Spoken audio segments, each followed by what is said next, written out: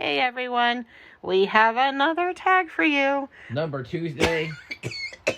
Right, it's like number 2 from... They won't get the connection, but I do, and that's what matters. But we're not even necessarily putting them in that order. I don't care. Okay. So this is the old school tag, and this was created by Critz Reads, and I saw it on Ollie. Why can't it? Criminolly. I was like, I can't remember his name for a second. All right, so this is like not just books, it's a bunch of things. So the first prompts are 2 book related, and this is Reading Rainbow. So number 1, what book, author, or series got you into reading?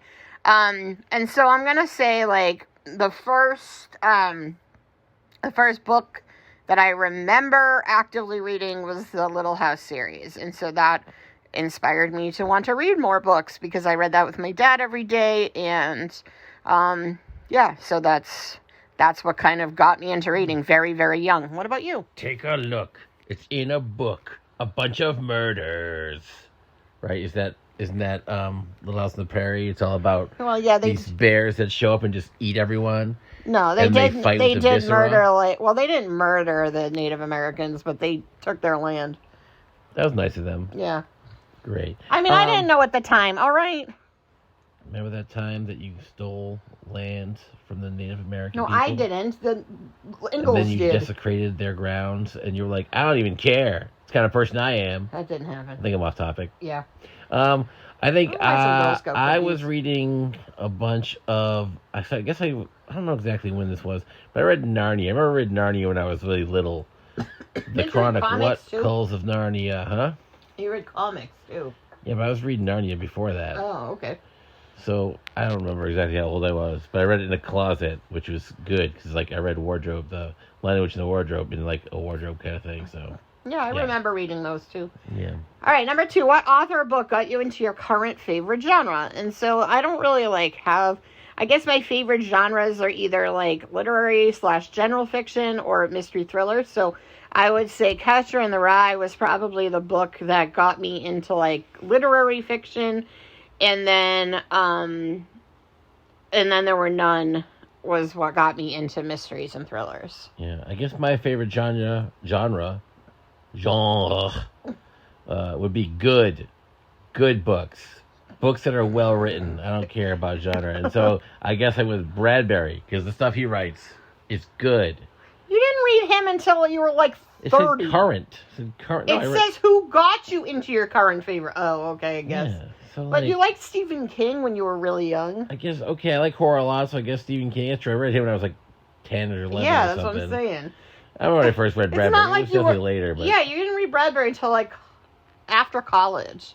And you read plenty of books before then. No, I know, but I thought who got you into your favorite stuff? My favorite stuff is good. You need to trim your fingernails. Look how long bite my ass. Okay.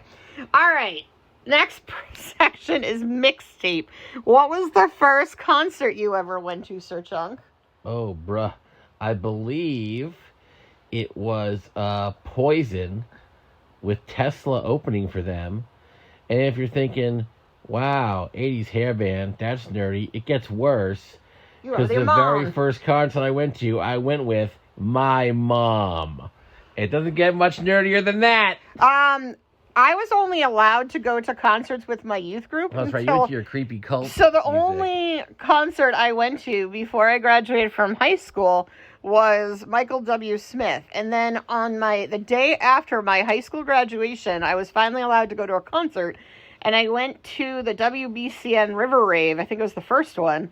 And it was Sleeper and Better Than Ezra. And anyway, but I didn't get to go to concerts. I got to go with my mom. Well, at least you get to go. What band or artist you love but never got to see live? I've actually been to a ridiculous amount of concerts. I made up for not being able to go during high school, immensely during college. I went to concerts pretty much 4 times a week through college. And then the summer before college. But so I feel like everybody that I wanted to see that was still in existence, I saw. Even the Monkees. I got to see the Monkees. One of them was dead. I think Peter was dead by then. But I got to see them when they toured. But I would say, like, I didn't ever get to see, like, the Pogues. I saw Social Distortion, but I didn't see the Pogues, but I think they were kind of defunct by the time, like, I was going to concerts, and, obviously I didn't get to see people who died. But I feel like I've probably seen everybody I'd really like to see. What about you? Yeah, I don't know. I also went to quite a lot of You went to a lot of concerts in college, and I saw a lot of pretty much every band I liked. I saw some bands I liked like a dozen times. Mm-hmm. Because I was conveniently that I lived near an area that had like just a ton of concerts. Yeah, I mean, we were like, 15, 20 minutes from Boston, and we just... Classified information. You can't be sharing that stuff. My PIN number. So I guess I would say, I mean, I don't know if these are even in my top like 25 favorite bands or whatever, but two bands that I know that I like that I never got to see is the Cranberries and Joe Satriani. Just so two people that I like that I never saw. But didn't we see the Cranberries together? I've never seen the Or Cranberries did I see it with my sister? I don't know. I saw your sister do that zombie song. Wait, we went to see Joe Satriani. We went to see him at Harbor Lights, I thought.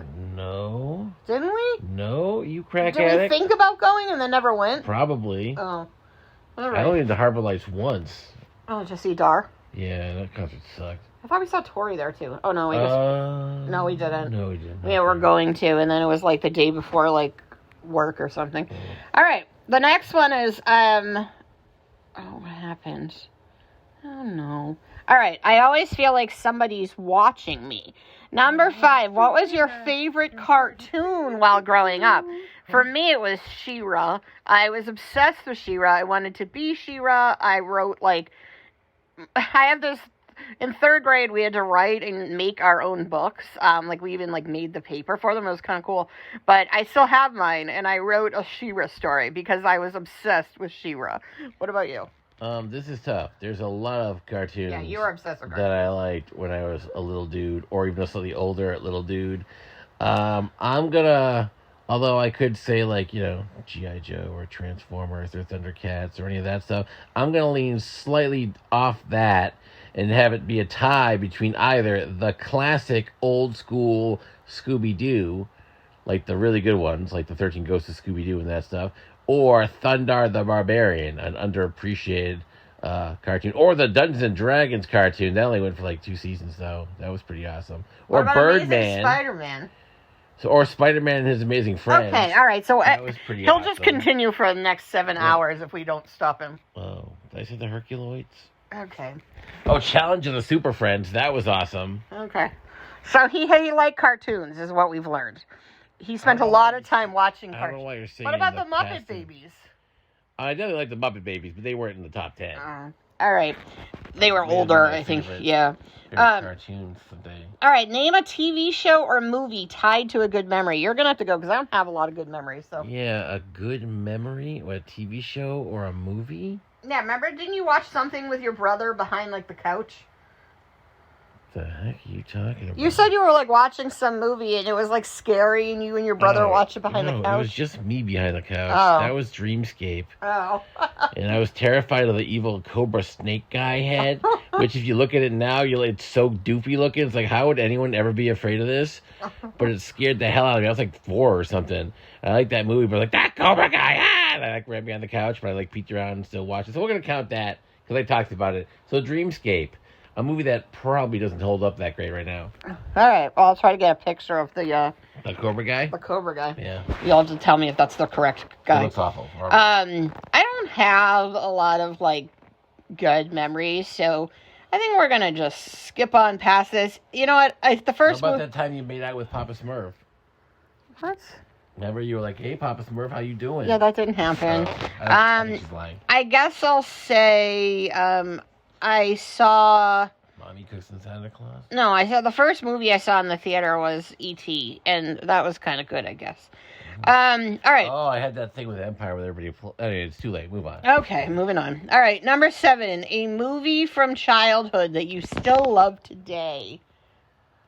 Dreamscape? No, I don't know. You love a lot. Okay, I got one. It's another bad movie. Oh, okay. I think this is a good example of a childhood movie. Like, it's a movie that like is crappy, and you know it's crappy, but you still love it because you loved it Oh, when you were a Red kid. Dawn? Yeah, I'm going with Red Dawn. Movie's awful. I love it. The original Red Dawn, not the crappy remake, which is probably like equivalent in quality, really. But I love the old one because I watched it so many times when I was a kid.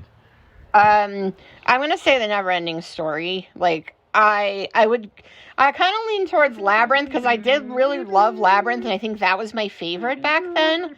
But I think Never-Ending Story holds up like so well. Like even now.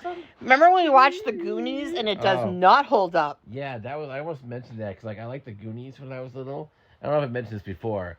That's when I knew why my dad was angry. Because I rewatched The Goonies, and when we saw it originally, we saw it in the theater with my dad, and he's just like always pretty cranky. And I was watching The Goonies, and I was like, "This is so bad that it makes me angry. It's like a very irritating movie." And I was like, "Dang! Imagine being my dad, having to sit next to my dumb ass while I like enjoyed that crap." Poor guy. All right, number 8, your first TV or movie crush. Okay, so mine was Davy Jones. And I need to note that I am not old enough to have watched the Monkees like when it was on. It was in syndication, and I was watching reruns, and I had this massive crush on Davy Jones when I was like 10 and 11 years old. But the thing is, at that point, he wasn't even like 20, like in the TV show. He was in his like late 40s, and I was like obsessed with him. Like I had such a crush. I was like, I'm gonna marry Davy Jones someday. And then I was like, and then I actually got to see the Monkees, like I said, later in college, and I was like, I love the Monkees, but yeah, I had a crush on him, and it was like weird because I had a crush on like old Davy Jones, obviously, but he was like 20 years older then at that point. Okay, I don't remember exactly how old I was. I was pretty young, like 7 or 8 or something. And we were watching a movie in school, but like the whole school was watching it. The auditorium's like hundreds of kids watching this auditorium, and we're watching the movie. And I was like, "My goodness, look at this fetching young lady." I mean, she was older than me. I think she was like 10 at the time, and like I said, I was like 7 or 8. And the person that it was from the Tom Sawyer movie, and it was Becky Thatcher, who I didn't know at the time, but I have now discovered was played by a very young Jodie Foster. So evidently my first crush was actually Jodie Foster. I also had a crush on the guy who played Ponyboy on the TV show of The Outsiders, but I don't remember what his name was. Thomas C. Howell. It's very similar to C. Thomas Howell, but not the same No, guy. it wasn't the one from the movies. No, I know. I'm trying to be a jerk by movie. Yeah, anyway. All right, so gotta catch them all. What toy were you obsessed with or collected as a kid? You can go first because you collected a billion things. I guess I'll go with Star Wars toys. It's not exactly like an off the beaten path thing. But yeah, I had a bunch of figures and I had a bunch of like things they would ride around on and all the typical junk you would expect of a nerdy Star Wars kid to have. I got a lot of those. So Star Wars. So I had a Winnie the Pooh bear that I loved, and I liked I had Holly Hobby, and I had my Patty O'Green doll from Rainbow Bright, but I think the thing I was obsessed with collecting when I was younger, I had 2 collections. One was baseball cards, and then also I collected business cards because I was weird. And so I have this I still have a massive business card collection. I stopped collecting business cards because, 1, people don't have them, and also that's odd, unless you're Patrick Bateman. Did it have a watermark? No. All right, so the next one is Pac-Man Fever. 10. Name a board game or video game you associate with your childhood. You go. Jeez. I wasn't allowed to play video games. I could just say Pac-Man or something like that. But I think I'm actually going to go with Clue, the board game.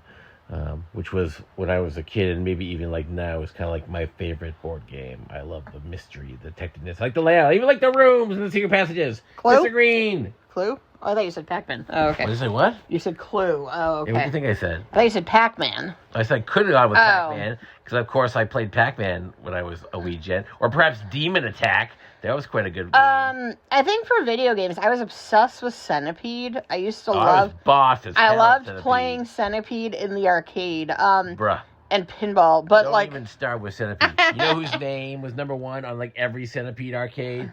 Not me, but I was the second guy all the time. But board game, my favorite board game growing up was Go For It, which is this very ridiculous, Bossy, or super 80's game where you, collect, cars and trips it's like and crappy clothes. Monopoly. No, it's like Crappy Life, but it's more like Crappy Life. You're right. I loved this game, and my cousin was a couple years older than me, and she had it, and I would constantly be like, can we play? And she was getting to be 13, 14, and I was like, I want to play Go For It, and she's like, I don't want to do that.